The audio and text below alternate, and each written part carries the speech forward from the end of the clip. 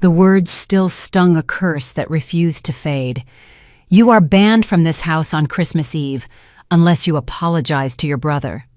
My father, Raymond Carter, CEO of Carter Logistics, stood in the middle of our company's main lobby, his face twisted with fury, his voice booming across the cold floor, echoing sharply where dozens of employees pretended not to stare. The Christmas decorations hanging from the ceiling seemed to mock me, their cheerful red and green lights flickering against the cold reality of what was happening. Tyler smirked from his position behind our father, his arms crossed over his expensive suit, his expression dripping with satisfaction.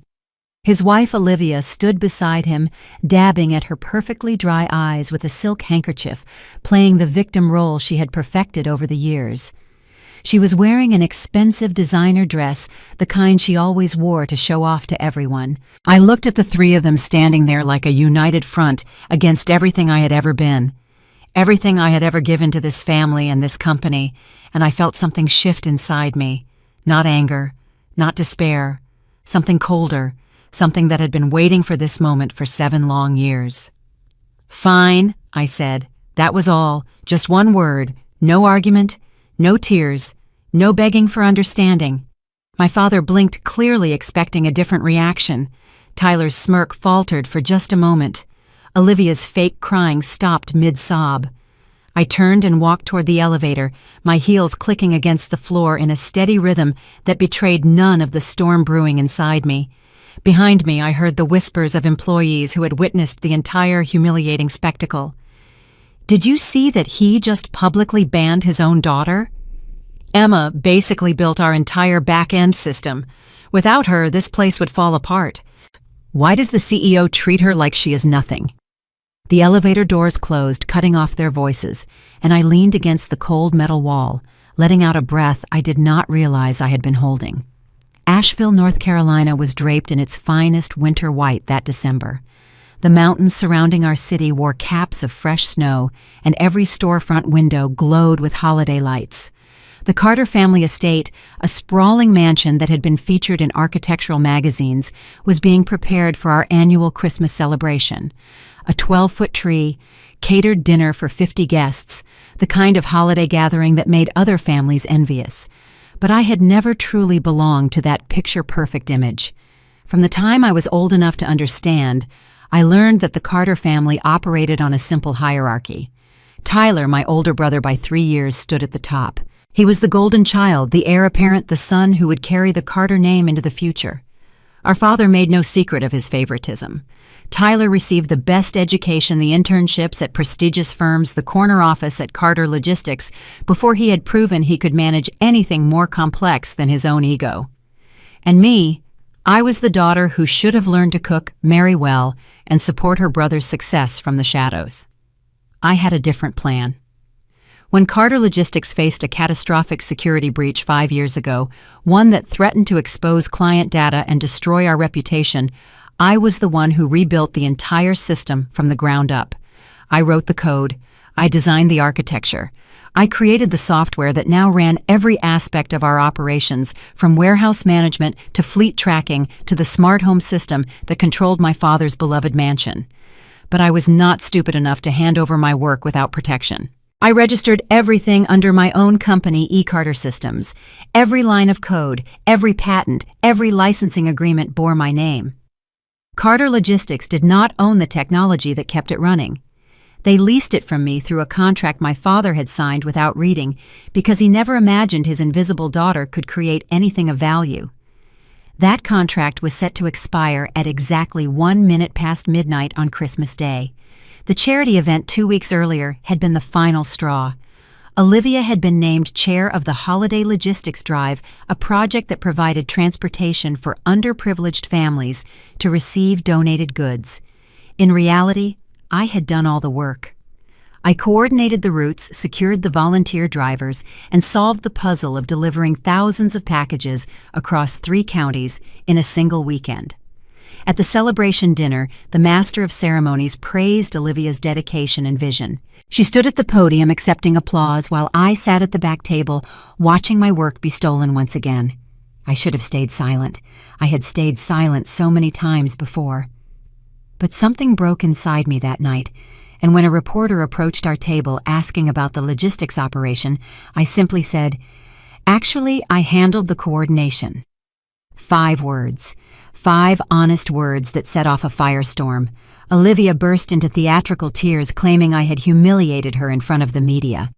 Tyler rushed to comfort his wife, shooting daggers at me with his eyes. My father pulled me aside and hissed that I had embarrassed the family. No one asked if what I said was true. No one cared that I had spent 3 weeks barely sleeping to make the event successful. The only thing that mattered was that I had disrupted the careful fiction that kept Olivia feeling important and Tyler looking competent. Now standing in the parking garage beneath Carter Logistics, I pulled out my phone and checked the countdown timer I had set weeks ago. Licensing renewal deadline, December 24th, 11:59 p.m. Tomorrow night, the system contract expires. If they haven't paid or renewed by midnight, everything I built will lock down and only I hold the keys. My phone buzzed with a text from Tyler. "Finally learned your place, little sister. Do not even think about showing up tomorrow unless you are ready to apologize on your knees." I smiled a cold expression that would have surprised anyone who knew the meek, accommodating Emma I had pretended to be for so many years. They wanted me gone. They wanted me to be silent. They wanted me to crawl back begging for forgiveness I did not owe. What they did not understand was that I was the foundation they had built their comfortable lives upon, and foundations have a way of crumbling when taken for granted. I drove through the snowy streets to my apartment, a modest 2-bedroom in a quiet neighborhood far from the Carter estate. It was the only space that was truly mine, untouched by my family's expectations and judgments. On my kitchen table sat a folder from my lawyer, Madeline Young. Inside were the documents confirming what my family refused to acknowledge. I owned the systems. I owned the technology. I owned the very heartbeat of everything they valued. My laptop pinged with an email from Madeline. "Emma, the operating license for Carter Logistics expires at 12:01 a.m. on December 25th. If you choose not to renew, all systems will automatically enter secure lockdown mode. This is legally your right. Let me know your decision." I poured myself a glass of wine and stood at my window watching the snow fall on the city below. Somewhere across town, my family was preparing for their perfect Christmas, confident that their obedient daughter would come crawling back with apologies. They had banned me from their home. They had humiliated me in front of our employees.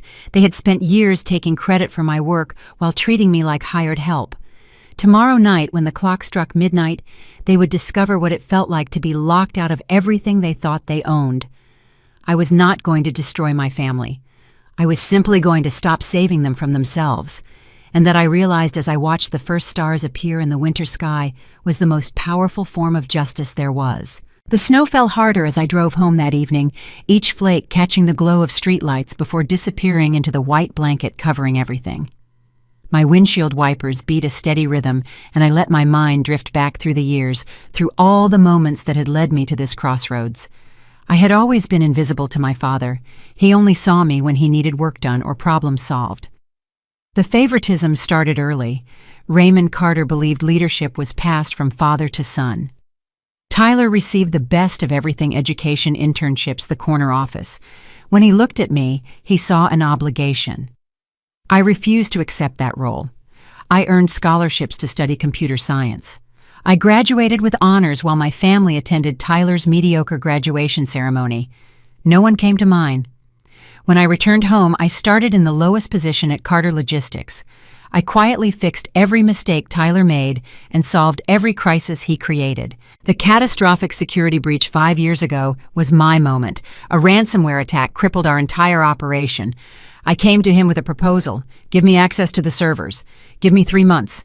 Let me rebuild everything from scratch better than before. He laughed again, but desperation made him willing to try anything.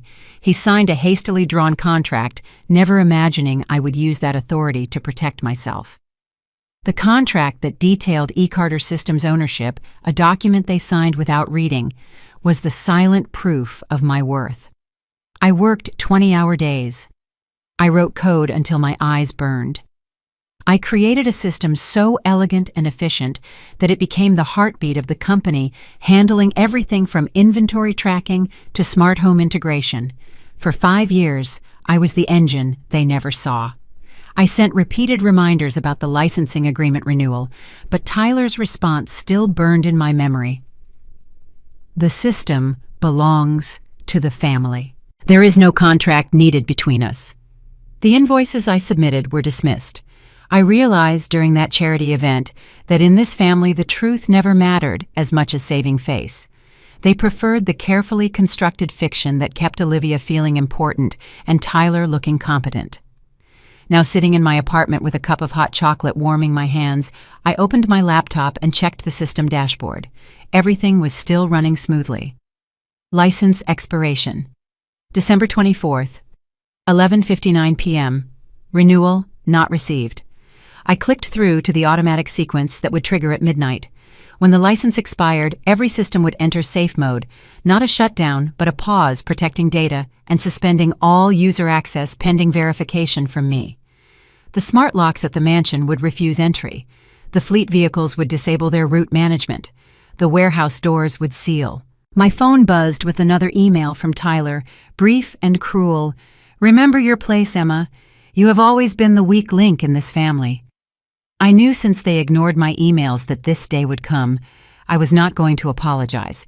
I was not going to beg for a seat at a table where I had never been welcome. I closed my laptop. They had made their choice. My phone buzzed one more time. A text from Angela Chen, the senior accountant. "Emma, something strange is happening with the financial records. Some transactions have been deleted or altered. I think Tyler might be involved. Can we talk after the holidays?" This was bigger than a family drama. This was a fraud. I saved Angela's number and typed a quick response. "Send me whatever you have. I will look into it." The snow continued falling outside my window, soft and relentless. Tomorrow, my family will face the consequences of their arrogance. I drove 45 minutes through the snow to reach the Carter estate. Not because I had changed my mind about apologizing, but because my mother had called with tears in her voice, begging me to at least try to keep peace during the holidays. My mother was a complicated figure in my life. She had married Raymond Carter when she was young and beautiful, before she understood that his love came with conditions, and his respect had to be earned through submission. Over the years, I watched her shrink, becoming smaller and quieter, until she was barely a presence in her own home. She never defended me against my father's favoritism, but I never blamed her entirely. How could I? She was as much a victim of his expectations as I was. So I drove through the winding roads, watching the estate grow larger through my windshield. Its windows blazing with warm light that promised comfort and belonging I knew I would not find inside. The mansion looked like something from a holiday movie. Garlands wrapped the porch railings. A massive wreath hung on the front door. Through the windows, I could see the 12-foot Christmas tree my father insisted on every year, decorated with ornaments collected over generations of Carters, who had all been raised to believe they were better than everyone else. I parked in the circular driveway and walked to the entrance, steeling myself for whatever reception awaited me. Olivia opened the door. She stood there in an expensive designer dress, her hair perfectly styled. Her smile was thin and just polite, but I could tell she wasn't happy at all. "Well, well, you actually came." Olivia stood leaning against the doorframe, keeping just enough space for me to stop and face her, waiting for me to speak first. "Your father said you could only come inside if you apologize. Are you ready to do that?" Behind her, I could hear the sounds of the party. Laughter, clinking glasses. The voice of my father holding court, entertaining the guests with stories of his business success. "I came to see my family for Christmas," I said evenly. Olivia's smile sharpened. "Your family? That is rich. You have spent your whole life making things difficult for us, and now you want to play the victim." I felt the old urge to argue, to defend myself, to explain all the ways her version of reality was twisted and wrong. But what would be the point? Olivia had been rewriting history since the day she married Tyler, casting herself as the heroine and me as the villain in every story. "May I come in?" She stepped aside with an exaggerated flourish. By all means, just remember that your place is in the kitchen helping your mother, not out here with the real guests. I walked past her into the warmth of the house I had grown up in, but never felt at home in. The main room was filled with people I half recognized, business associates of my father, wealthy neighbors, the kind of crowd that made everything feel like a performance. My mother caught my eye from across the room and gave me a small, apologetic smile before being pulled into conversation by someone's wife. I made my way toward her, but Tyler intercepted me. "So you decided to show up after all." He stood with a champagne glass in hand, his expensive watch catching the light. "I hope you are planning to behave yourself tonight. Olivia is still upset about what you did at the charity event." "I only told the truth." Tyler's jaw tightened. "The truth is, whatever we decide, it is Emma. That is how families work. You support each other even when it means staying quiet about things that do not matter." "My contributions do not matter." He laughed, a sound so dismissive it cut deeper than any insult. "Your contributions, you fiddle with computers. Anyone could do what you do. Dad only lets you hang around because it would look bad to cut you off completely." I opened my mouth to respond, but my father's voice boomed across the room. "Emma, come here." The command in his tone made several guests turn to look. I walked toward him with my head held high, refusing to show how much I dreaded whatever public performance he had planned. Raymond Carter stood by the fireplace, surrounded by admirers. He was a tall man, broad-shouldered with silver hair that made him look distinguished rather than old. In his world, he was a titan of industry, a self-made success story. The fact that his daughter had rebuilt his company's entire technological infrastructure was a detail he had carefully erased from every version of his history. "This is my daughter," he announced to the group, "the one I was telling you about." I braced myself.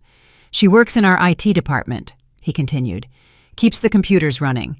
Not glamorous work, but someone has to do it."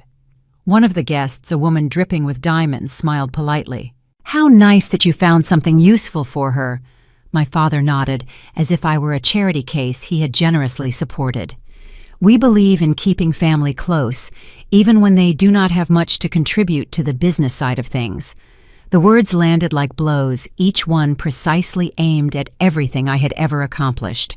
I stood there smiling the plastic smile I had perfected over years of similar humiliations and waited for him to finish. "Now, Emma, I believe you have something to say to your brother and his wife." Everyone fell silent. The entire room was watching, waiting for me to deliver the apology that would restore order to my father's carefully constructed world. I looked at Tyler's smug expression. I looked at Olivia's expectant face. I looked at my father's eyes, hard as stone, daring me to defy him. "No," I said quietly, "I do not." The silence stretched into something terrible. My father's face went red. "Emma, I am giving you one chance to make this right. There is nothing to make right. I told the truth at the charity event. I did the work that Olivia took credit for. Apologizing for honesty is not something I am willing to do." Tyler stepped forward, his champagne sloshing. "You selfish, ungrateful—" "Tyler," my father's voice was ice. "I will handle this." He turned to me, and I saw something in his eyes I had never seen directed at me before. Not disappointment, not frustration. Pure, cold rage. "Until you are ready to apologize to your brother and his wife," he said loud enough for everyone to hear, "you are no longer welcome in this house. Leave now, and do not come back until you have learned your place." The guests shifted uncomfortably. A few looked away, embarrassed to be witnessing such a scene. Others watched with the hungry interest of people who fed on drama. I took a breath, then another. "Goodbye, Father," I said. "Merry Christmas." I turned and walked out of the room, through the foyer, past the giant tree with its perfect ornaments, and out the front door into the cold December night. Behind me, I heard Tyler laugh. Finally, maybe now we can enjoy Christmas without her ruining everything. I got into my car and sat there for a long moment, watching the snow fall on the windshield. My hands were shaking, but not from fear, from something much more powerful. I pulled out my phone and called Madeline. "They want me gone," I said when she answered. They banned me from the house. Are you okay? I am fine. Better than fine, actually. I watched the lights of the mansion glowing in my rearview mirror. Activate the safe mode sequence. Let the license expire. I am sure. They made their choice. Now they can live with it. I ended the call and started my car. As I drove away from the Carter estate, I felt lighter than I had in years. The snow was falling harder now, covering the road in white, erasing the tracks I left behind. At midnight, when the systems locked down and the house went dark, they would understand what they had lost. Not a troublemaker, not a burden, not the weak link. They had lost the one person who knew how to keep everything running, and they had done it to themselves. I woke on Christmas morning to the sound of silence. This was the first Christmas morning that belonged entirely to me. I made coffee, slowly savoring each step of the ritual. The rich aroma filled my small kitchen. Outside, the city was waking up to a white Christmas. My phone sat on the counter screen dark. When I finally picked it up, the numbers made me catch my breath. The missed calls, 18 from my father, 22 from Olivia, 14 from Tyler, showed a clear escalation from confusion to anger. They were calling frantically, their voices full of alarm and frustration. I scrolled through the messages. The first timestamp was 12:03 a.m. I pictured the chaos, my father shouting, Tyler pounding on keypads that no longer recognized his codes. I sipped my coffee and watched the snow fall outside my window. There was no guilt in my heart, only a strange calm. Around 9 o'clock, my phone rang again. This time I answered. Emma. My father's voice was hoarse. What have you done to my house? Good morning, Father. Merry Christmas. The locks are not working. The heating system shut down. Fix it immediately. I cannot do that. The operating license expired at midnight. The system remains in secure mode. I heard him breathing heavily. That is ridiculous. Everything you created belongs to Carter Logistics. You own the buildings. You never owned the software that runs them. That belongs to eCarter Systems, and that belongs to me. I heard a crash. Your lawyers can contact mine. Her name is Madeline Young. In the meantime, I suggest you find some warm blankets. I ended the call. I made myself breakfast, eating slowly by the window. This was the first Christmas I could remember without the crushing weight of family obligation. Around mid-morning, I decided to pull up the system log directly from the secured connection on my laptop. I wasn't just checking status. I was looking for patterns. The system was running a final integrity check mandated before any full shutdown. I noticed a series of suspicious account access attempts, flagged and denied by my protocols, all tied to an internal CFO account. Around noon, my phone buzzed with a text from Angela, the accountant who had contacted me the night before. Emma, have you seen what is happening at the company? Everything is locked down. No one can access the systems. I typed back, I am aware. It is related to the license expiration. Tyler is going crazy. He tried to get into the financial servers this morning, but his account has been suspended. Suspended by whom? The system flagged it automatically. Something about irregular activity on his account. I sat up straighter. The automated security protocols I had built included fraud detection algorithms. If Tyler had been manipulating financial records, the system would have noticed. Can you send me the alert logs? I asked. I spent the afternoon reviewing the data Angela managed to send me. Over the past 18 months, Tyler had been systematically skimming nearly $2 million from company accounts. The irony was almost poetic. As the sun began to set on Christmas Day, painting the snow in shades of pink and gold, I received one more message. This one was from the board of directors at Carter Logistics. Ms. Carter, we are aware of the current situation. We would like to request a meeting at your earliest convenience to discuss resolution options. I typed a brief response. I am available tomorrow morning. Please send the meeting details. Tomorrow, they would start to understand that this was about much more than a license agreement. The evening of Christmas Day settled over the city, muffling sound and light beneath layers of fresh snow. My phone had been buzzing all day, but I had stopped checking. Around 7 o'clock, I received a video call request from the family. Curiosity won out. I accepted the call. The screen filled with the chaotic living room of the Carter estate. Emergency lights cast everything in an eerie glow. Blankets were piled on the furniture. My father's silver hair was disheveled, but the fury in his eyes seemed duller, replaced by a deep exhaustion.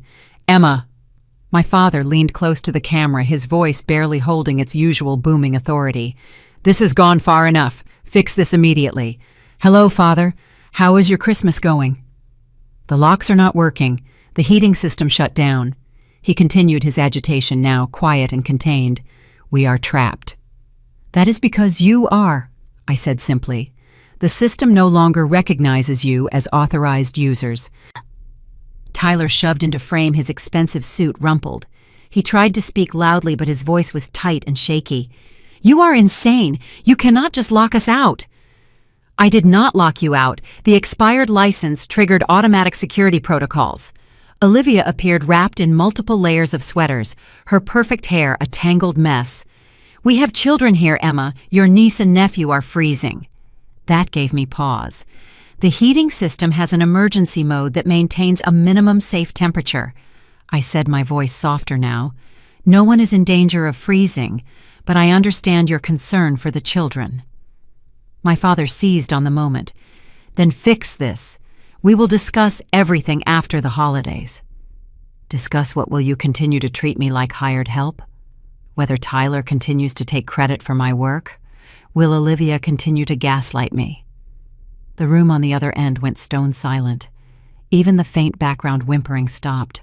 "This is exactly the time," I stated, the calm in my voice contrasting sharply with the cold light illuminating their faces.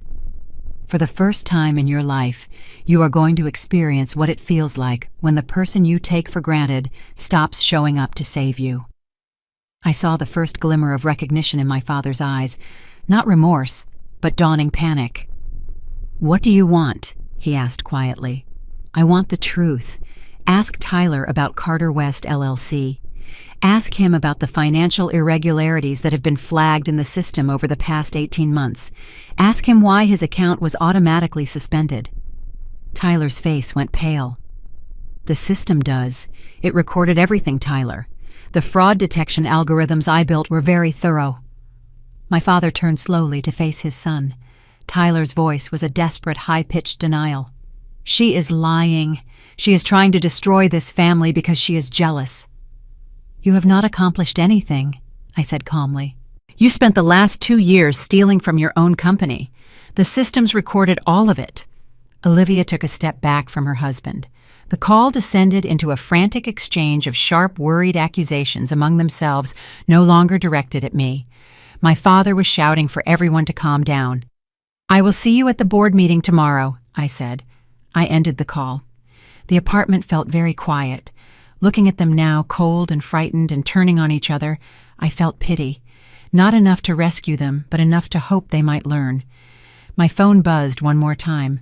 A text from my mother. "Emma, I am so sorry for everything. I should have spoken up." I read her words 3 times. At least my mother was finally acknowledging what she had witnessed. I typed back, "We will talk soon. I love you." Then I closed my eyes and listened to the silence of a Christmas night that marked the end of one chapter and the beginning of another. 6:42 in the morning. The timestamp glowed on my phone screen as I opened my eyes to another day of reckoning.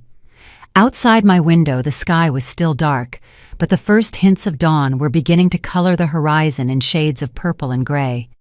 I had slept surprisingly well, the deep sleep of someone who had finally done what was necessary. My dashboard showed the countdown timer I had been monitoring for days, operating capacity remaining 10 hours. After that, the systems would shift from read-only mode to full lockdown. I showered and dressed carefully, choosing a navy suit. Today was not about impressing anyone. It was about standing my ground. The drive to Carter Logistics took 20 minutes. The parking lot was nearly full when I arrived, unusual for the day after Christmas. I could feel the tension the moment I walked through the front doors. Employees huddled in small groups, speaking in whispers. The main operations floor was in chaos. Monitors displayed error messages. Phones rang unanswered. The usually smooth hum of a well-run logistics company had been replaced by the frantic energy of a ship taking on water. A young man I recognized from the IT department rushed over to me. "Ms. Carter, thank God you are here. Nothing is working. The fleet management system is down. We cannot even process basic shipping orders. I am aware of the situation. Can you fix it? Your father has been trying to reach you. I will address everything in the meeting.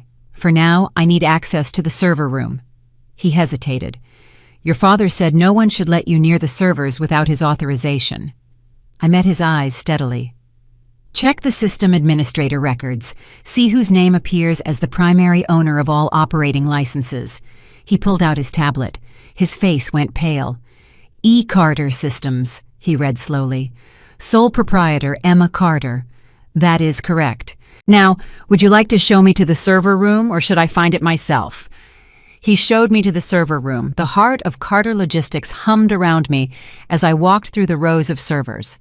Everything was functioning exactly as I had designed it to. The system was protecting itself from unauthorized users. My phone buzzed with a text from Madeline. "Board meeting scheduled for 3 p.m. Margaret Chen called twice this morning. She sounds worried." I typed back, "Tell her I will be there, and I will be bringing evidence." The morning passed in a blur. I documented everything the fraud detection system had flagged. Tyler's unauthorized transactions, the shell companies, the payments that had been rerouted to accounts with his wife's name on them. It was worse than I had initially suspected. Over 18 months, Tyler had siphoned nearly $2 million. Angela, the accountant, met me in a quiet conference room around noon. "This is going to destroy him," she said. "My father has been protecting Tyler his entire life. Maybe it is time he stopped." Angela shook her head. "The evidence is complicated. Tyler clearly orchestrated the scheme, but there are signatures and approvals that trace back to the CEO's office. Whether your father understood what he was signing or simply trusted his son without verifying anything, I cannot say." This changed everything. I had planned to expose Tyler's fraud while giving my father a chance to save face. "Are you saying my father was complicit in the fraud?" "I am saying the evidence is complicated. At minimum, he was negligent." I thought about the employees. They did not deserve to lose their jobs. "There has to be another option," I said. "If you as the owner of the operating systems came forward as a whistleblower, the company might be able to negotiate reduced penalties. The board could restructure and demonstrate good faith." "That would mean bringing down my brother and possibly my father." Angela looked at me with something like compassion. "Emma, they destroyed themselves. You are just turning on the lights." I spent the next hour alone trying to decide what kind of person I wanted to be. At 2:45, I gathered the documents and walked toward the boardroom. My father was already there, looking like he had aged 10 years overnight. Tyler sat beside him, barely concealed panic replacing his arrogance. The board members looked up as I entered. Now they were all looking at me with a mixture of hope and apprehension. I took my seat at the head of the table and opened my laptop. I had always imagined that the day I finally stood up to my family would be filled with tears and dramatic confrontations. I expected shouting matches and slammed doors, the kind of emotional explosions that defined our household dynamics for as long as I could remember. But sitting in the boardroom that afternoon, surrounded by people who were finally ready to listen, I felt only a profound calm. The storm had already raged. Now it was time for the rebuilding. Madeline arrived precisely at 3, briefcase in hand, her expression the perfect blend of professional and protective. She had been my lawyer for 3 years, ever since I quietly incorporated E. Carter Systems and began building the legal framework that would eventually give me the leverage I now possessed. "Before we begin," Margaret said, her voice carrying the authority of someone who had served on corporate boards for decades, "I want to make something clear. This meeting is not about assigning blame or relitigating family disputes. It is about finding a path forward that protects this company and its employees." My father started to speak, but Margaret held up her hand. "Raymond, please. Let Emma present her information first." The next hour was the most surreal of my life. I walked the board through everything, the licensing agreements. They had never read the system architecture. They had never understood the fraud detection protocols that had captured Tyler's every transgression. I showed them the shell companies, the diverted payments, the altered records, the signature approvals that traced back to both Tyler and my father. With each revelation, I watched my father's face shift from defiance to denial to something approaching despair. Tyler beside him grew increasingly agitated, interrupting constantly with denials that grew less convincing as the evidence mounted. "These records are fabricated," Tyler insisted for the 10th time. "Emma has always been jealous of my position. She is doing this to destroy me." I turned to the board. "Every piece of data I have shown you is time-stamped and verified by the system's built-in audit protocols. These are not my interpretations or accusations. These are facts recorded by software designed to detect exactly this kind of activity." "Why would you build fraud detection into a logistics system?" Robert Williams asked. "Because I know my brother," I said simply. "I have watched him cut corners and take credit for others' work his entire life. When I built these systems, I knew they would eventually be in his hands. I wanted to make sure there was accountability." The room went silent. Margaret leaned forward. "Emma, what exactly are you proposing?"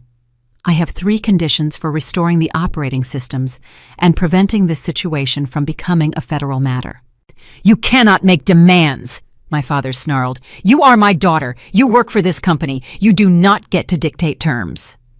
Madeline spoke for the first time. "Actually, Raymond Emma does not work for Carter Logistics. She never has. She operates as an independent contractor through eCarter Systems. Your company has been licensing her technology for 5 years. That license expired 2 days ago. Currently, you have no legal right to use any of the systems keeping your operations functional." "That is absurd. I paid for those systems. You paid licensing fees which you stopped paying 18 months ago. You also signed contracts acknowledging that all intellectual property rights belong to Emma's company. Would you like me to show you your signature?" My father's mouth opened and closed, but no sound came out. I continued. "My first condition is a full independent audit of all financial records for the past 3 years. The results will be shared with the board and, if necessary, with federal authorities." Tyler shot to his feet. "You cannot be serious. My second condition is immediate restructuring of the executive leadership. Tyler will be removed from his position as CFO pending the audit results. My father will step down as CEO within 90 days, allowing the board to select a qualified replacement."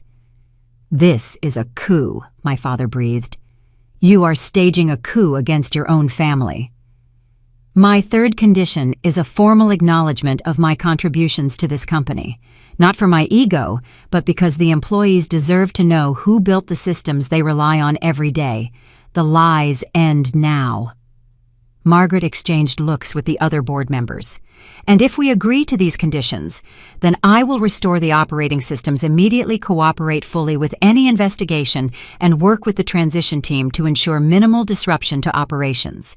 And if we refuse," I met her eyes steadily, "then the systems remain locked. The evidence I have gathered goes directly to federal investigators, and Carter Logistics becomes a cautionary tale about what happens when companies are built on foundations of fraud and nepotism." The silence that followed was the longest of my life. Finally, Susan Park spoke. "I move that we accept Emma's conditions in principle, subject to legal review of the specific terms." "Second," David Thompson said immediately. Margaret nodded. "All in favor?" Every hand went up except my father's and Tyler's. "The motion carries," Margaret said. "Emma, please work with Madeline to draft the formal agreement. We will reconvene tomorrow morning to sign." My father stood up so abruptly his chair fell backwards. "This is not over," he said, his voice shaking with rage. "You have turned my own board against me. You have destroyed this family." I looked at him, this man who had made me feel small and worthless for as long as I could remember, and I felt nothing but exhaustion. "I did not destroy anything, Father. I just stopped hiding the destruction that was already happening." He stormed out of the room, Tyler scrambling after him. The remaining board members gathered around me, asking questions, offering support, behaving as though I had always been a valued member of the team, rather than the invisible daughter who kept everything running behind the scenes. Margaret stayed after the others had left. "Emma," she said quietly, "I owe you an apology. I have served on this board for 15 years. I watched your father dismiss you time after time, and I never said anything. I should have." "Why did you not?" She sighed. "Because it is easier to go along. Because I told myself family dynamics were not my business. Because I was a coward." She met my eyes. "I will not make that mistake again." I nodded, accepting her words without fully forgiving them. Some wounds take longer to heal than others. After she left, I sat alone in the boardroom, looking out at the city lights beginning to sparkle in the early winter darkness. In 24 hours, my life had transformed completely. The invisible daughter had become the most powerful person in the room, but power had never been what I wanted. I wanted to be seen. I wanted to be valued. I wanted to work hard and have that work recognized, not stolen or dismissed or attributed to someone less deserving. Now finally I had the chance to build something that belonged entirely to me. My phone buzzed. A text from Angela. "The federal inquiry notice arrived. They want to meet with you Monday morning." I typed back, "Tell them I will be there." Outside my window, the first stars were appearing in the winter sky. The same stars that had witnessed centuries of human ambition and heartbreak, triumph, and failure. Tomorrow, the real work will begin. The morning after the board meeting dawned gray and cold, the sky heavy with clouds. I arrived at Carter Logistics before 7, wanting to review the systems one more time before the formal agreements were signed. The building felt different now. Employees moved through the hallways with their heads down, uncertain what the new power structure would mean. The server room hummed around me as I ran final diagnostics. Everything was stable, waiting for authorization to return to full operation. My phone buzzed with a message from Madeline. I was typing a reply when the server room door opened behind me. Tyler stood in the doorway, his face a mask of barely controlled fury. He looked like he had not slept, his eyes red-rimmed and wild. "Congratulations," he said, dripping with sarcasm. "You finally got what you always wanted." What I wanted was to be treated with respect. That should not have required any of this. And he laughed, a harsh sound that echoed off the server racks. "Respect. Do you want respect? You are destroying our family over respect." "I am not destroying anything. The evidence speaks for itself. You stole from this company, Tyler. You manipulated financial records. These are facts, not accusations." I was optimizing cash flow, managing tax liabilities, things you would not understand. "Is that what you will tell the federal investigators?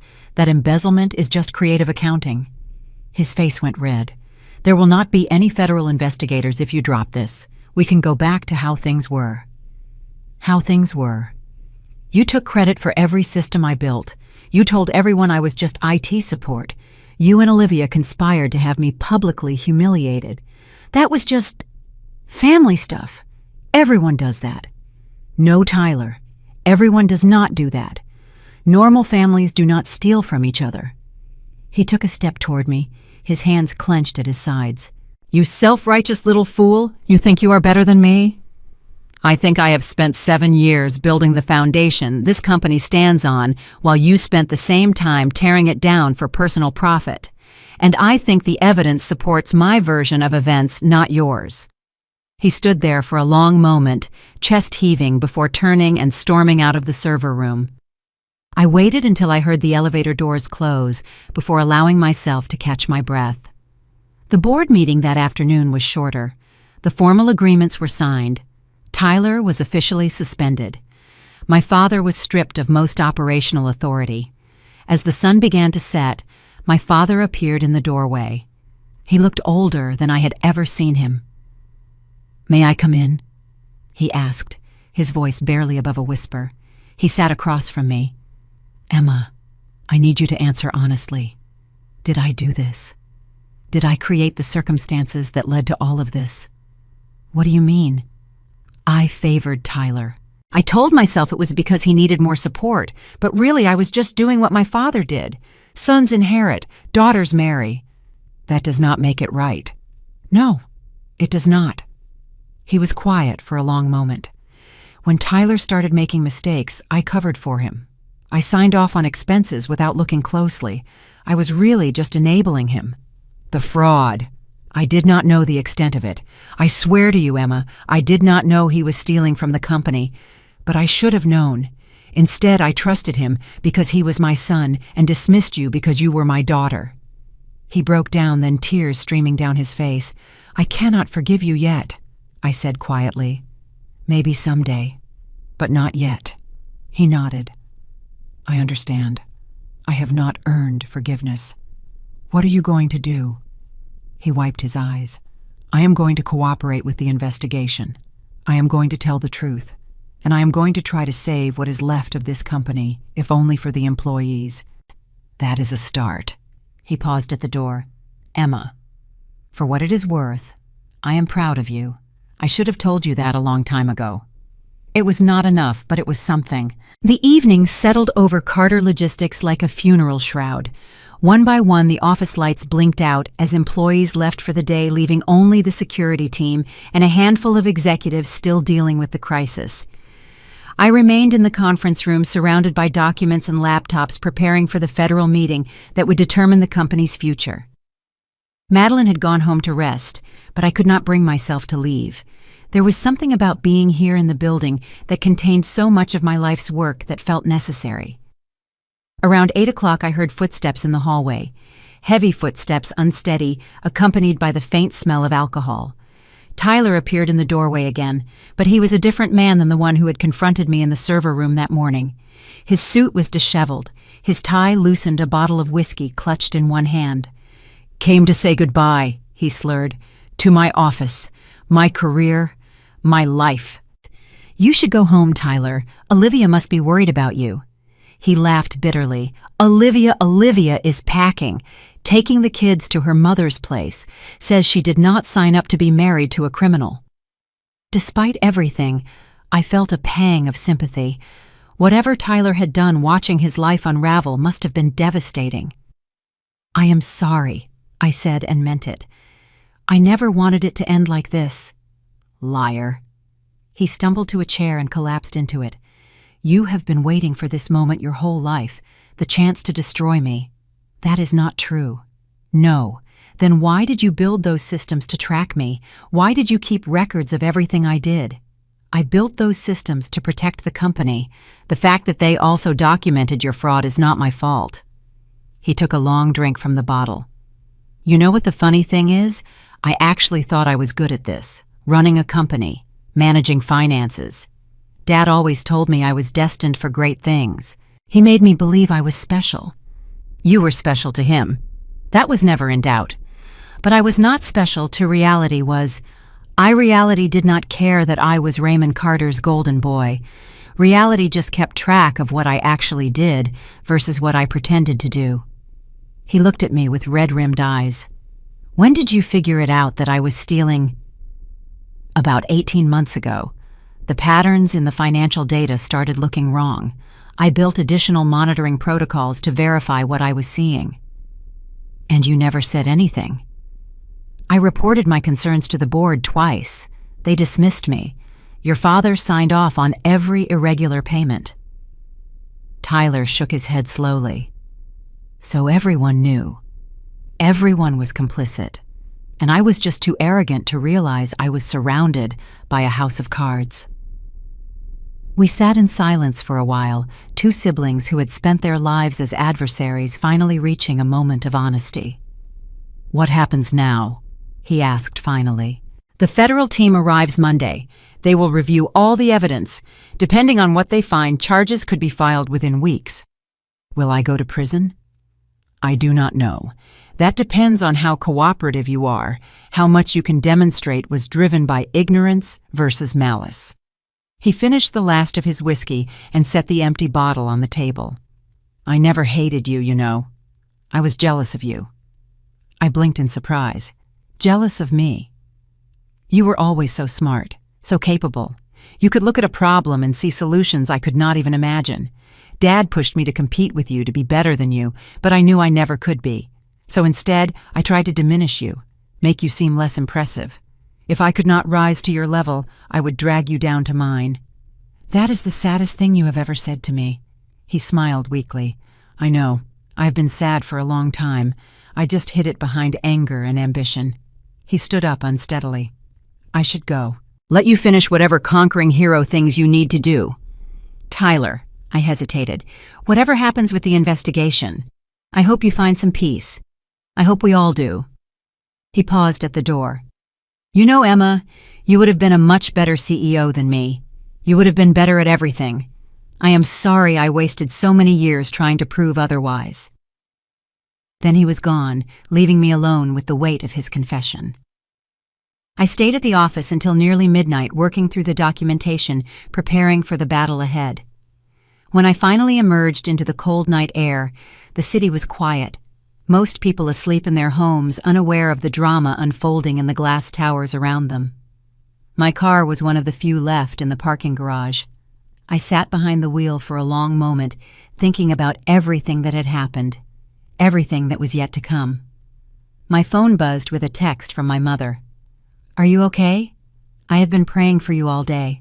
I typed back, I am okay, tired but okay. We will talk tomorrow. The drive home was peaceful, the streets empty, the Christmas lights still glowing in storefronts and on houses. It occurred to me that this was the first Christmas season I could remember without the weight of family expectations crushing my spirit. I had lost something, certainly. The illusion of a loving family, the hope that my father might someday see me clearly. But I had gained something too: self-respect, independence. The knowledge that I could stand on my own, even when everyone I should have been able to count on had failed me. As I parked outside my apartment building, I noticed lights in my neighbor's window. An older couple dancing slowly in their living room, probably to music I could not hear. They looked happy, content, comfortable in each other's presence after what must have been decades together. That was what I wanted, I realized. Not revenge, not power, not even recognition. I wanted to build a life where I could be myself fully and completely without having to hide or diminish or apologize for my capabilities. Tomorrow would bring the federal meeting, more confrontations, more difficult conversations.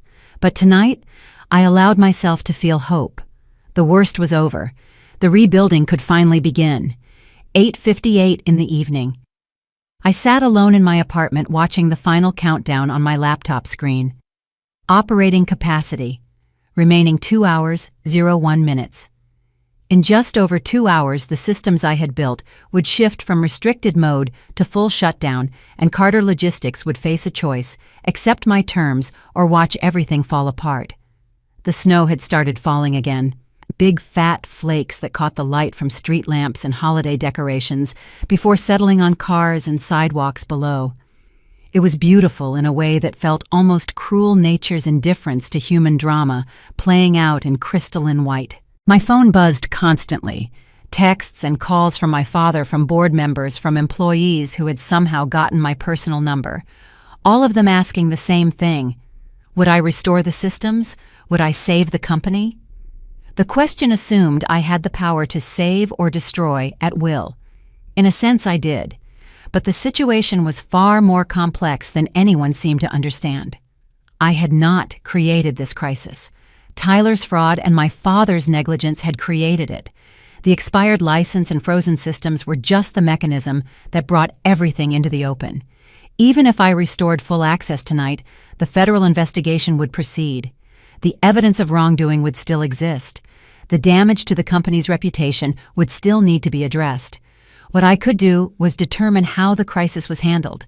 Whether the company collapsed in chaos or survived through careful restructuring depended largely on decisions made in the next few hours. At 9:30, I received a video call request from Margaret. She appeared on my screen looking more exhausted than I had ever seen her. Behind her, I could see the boardroom at Carter Logistics filled with people who were supposed to be enjoying their holidays. Emma, thank you for taking my call. I know this has been an incredibly difficult time. What is the situation? The warehouse temperature controls are failing. If we do not restore the climate systems within the next few hours, we will lose approximately $3 million in temperature-sensitive inventory. The warehouse teams are fighting the collapse by hand, desperate to save the inventory. And Tyler, my father? Tyler has been taken to a hospital. Apparently, he showed up at the office earlier this evening in a state of extreme intoxication and had to be sedated. Your father is here with us, but he has not spoken a word in hours." I absorbed this information. My brother was in the hospital. My father had retreated into silence. The company was on the verge of losing millions, and I was the only person who could prevent the disaster from getting worse. "What exactly are you asking me to do, Margaret?" "Come to the office, restore the systems, help us navigate through this crisis." "Under what terms?" She hesitated. "The terms you proposed at yesterday's meeting: full audit, executive restructuring, formal acknowledgement of your contributions. And the federal investigation? We will cooperate fully.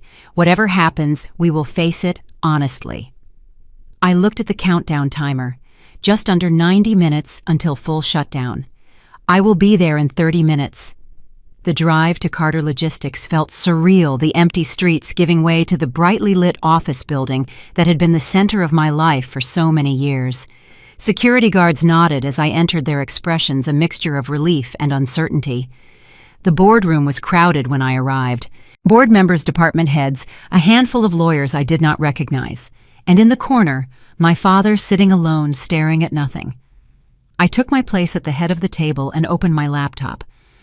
"Before I do anything, I need to make something clear." My voice was steady, stronger than I felt.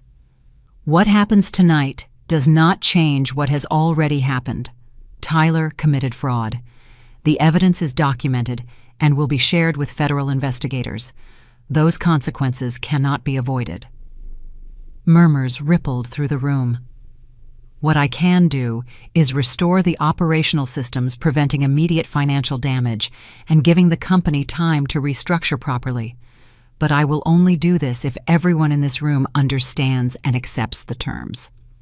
I outlined the conditions again: the audit, the executive changes, the acknowledgement of my role, the commitment to transparency. One by one, the board members nodded their agreement. The lawyers conferred and approved. Even my father, roused from his stupor, managed a barely perceptible nod. "Then let us begin." I pulled up the system administration panel and began entering the authorization codes that would bring everything back online. The process was not instantaneous. Years of security protocols meant each system had to be restored individually, verified, and tested. The warehouse climate controls came first. Temperature readings immediately began dropping towards safe levels. The fleet management system followed GPS and routing algorithms flickering back to life. Security systems, communication networks, payment processing. One by one, the pieces of Carter Logistics reconnected like a patient waking from a coma. By midnight, the immediate crisis was over. The inventory was saved. The systems were operational. The company would survive to face its federal investigation. Margaret shook my hand, her grip firm and grateful. "Thank you, Emma. I know this could not have been easy." It was not easy, but it was necessary. "What happens now? With your role in the company?" I looked around the room at the faces of people who had ignored me, dismissed me, benefited from my work without ever acknowledging it. Some of them were looking at me differently now, with respect perhaps, or at least recognition. "I will honor my commitment to assist with the transition," I said.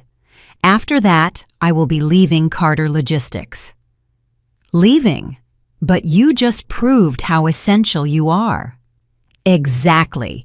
I proved that I can build successful systems and lead through crises. Now I am going to prove I can do it somewhere that actually values my contributions."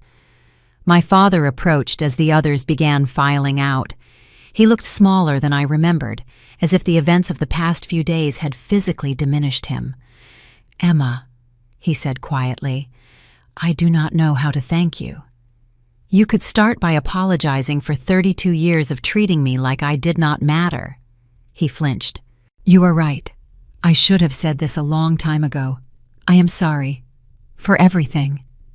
"I hear you," I said, "but hearing is not the same as forgiving. That will take time." "I understand." He paused. "For what it is worth, I never stopped loving you. I did not know how to show it. To anyone, really. Your mother, you, even Tyler in my own damaged way. Love without respect is not love, Father. It is possession. He nodded slowly, accepting the truth of my words. I am going home, I said. We will talk more in the coming weeks, but tonight I need to rest. I walked out of the building into the cold December air. The snow had stopped falling, and the sky was clearing, revealing stars that sparkled like promises. My phone buzzed with a text from Madeline. You did good tonight. Now get some sleep. The real work starts tomorrow. She was right. Tonight was about crisis management. Tomorrow will be about building something new. But for this moment, walking through the quiet streets, with the weight of a lifetime finally lifting from my shoulders, I allowed myself to feel something I had not felt in years: hope. The days following the system restoration blurred together in a whirlwind of meetings, negotiations, and difficult conversations. The federal team arrived on Monday as scheduled. I cooperated fully, providing them with access to every system log, every transaction record, every piece of evidence. It was accountability. Tyler was released from the hospital and placed under legal restriction. I heard through Angela that Olivia had indeed left him. The Golden Boy's life was crumbling. My father attended every meeting, answering questions with a defeated honesty.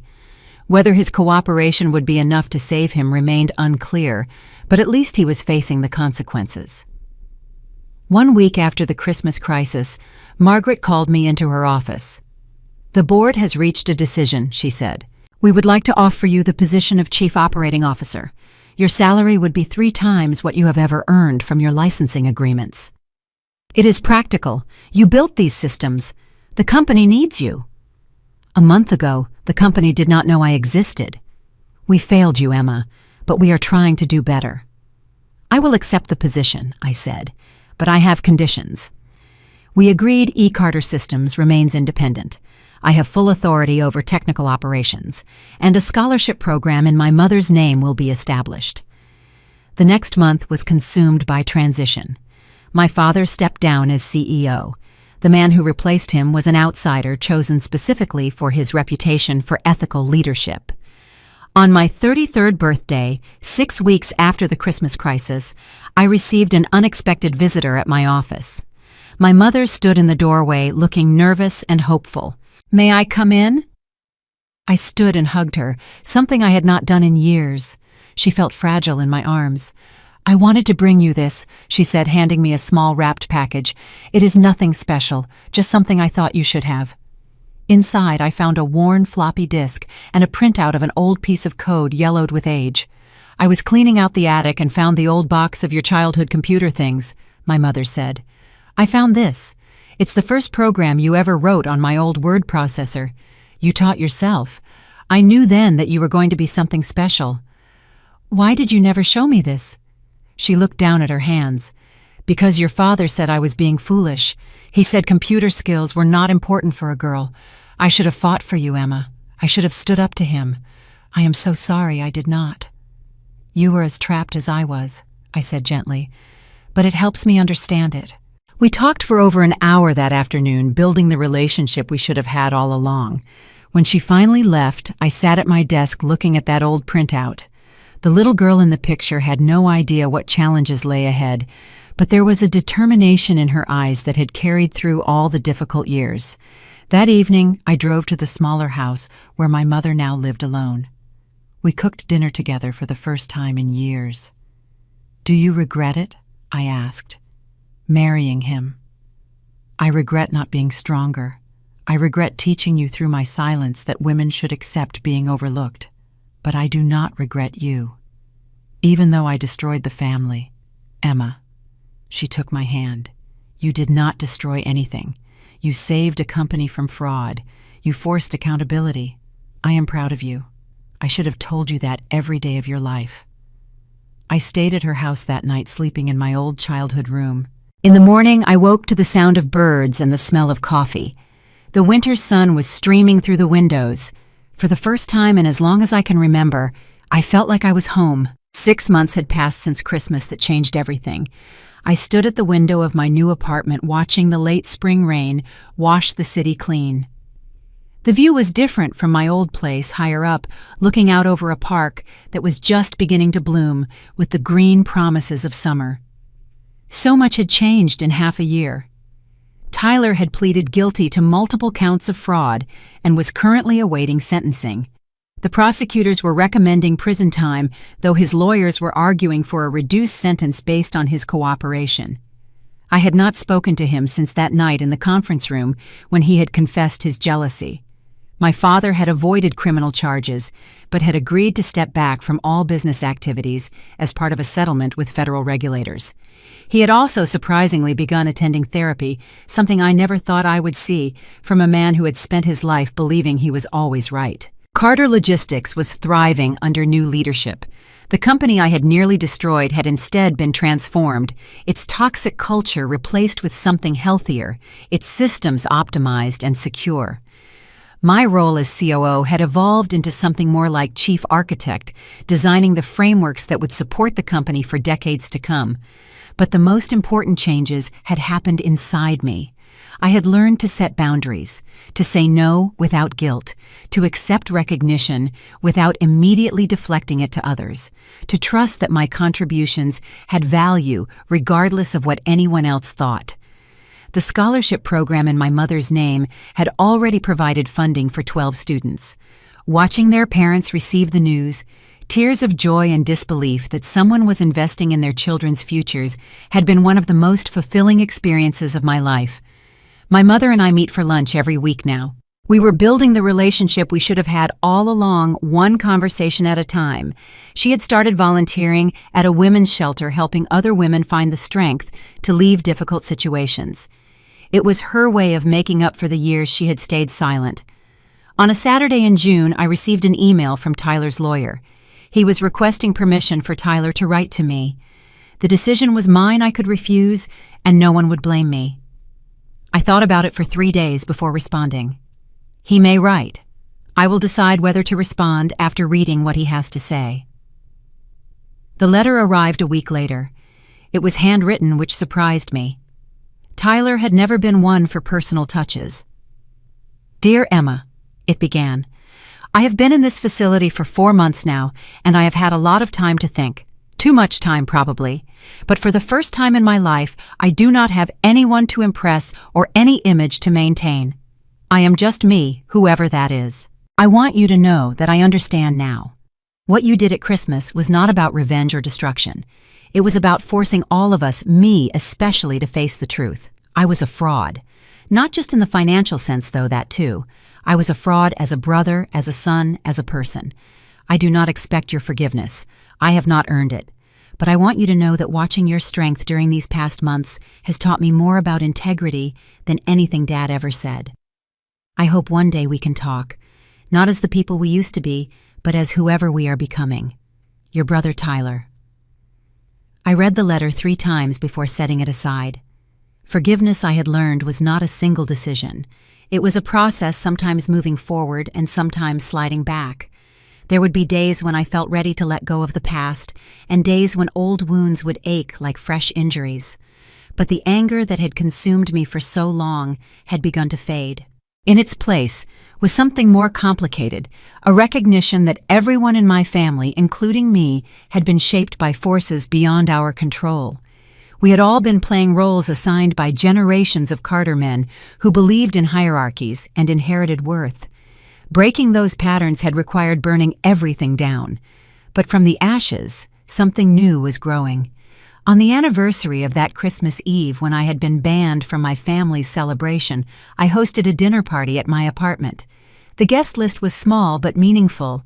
My mother, Margaret Chen Angela, from Accounting Madeline, and a few colleagues who had become genuine friends over the preceding months. We ate and drank and laughed together, sharing stories and dreams and the kind of honest conversation that I had always craved but rarely found.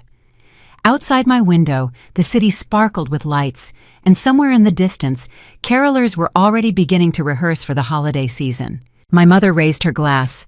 To Emma, for showing all of us what it means to be strong. And kind, Angela added. Do not forget kindness. Plenty of people would have burned that company to the ground. You found a way to save it. "I did not save anything," I said. "I just stopped protecting people from the consequences of their own choices." "Sometimes that is the bravest thing you can do," Madeline observed. After the guests had gone and I was cleaning up alone in my quiet apartment, I found myself thinking about the journey that had brought me here, all the years of feeling invisible, the slow accumulation of slights and dismissals, the moment when I finally decided that enough was enough. I had not set out to become a hero or a villain. I had simply stopped accepting the role of victim. The rest had followed naturally. My phone buzzed with a text from a number I did not recognize. When I opened it, I found a photograph of 2 children building a snowman. Beneath it, a message from Olivia. "The kids ask about their Aunt Emma sometimes. Maybe next year, if you are willing, they could visit. No pressure. Just know that you have a family who wants to know you." I stared at the message for a long time. The road ahead was not clear.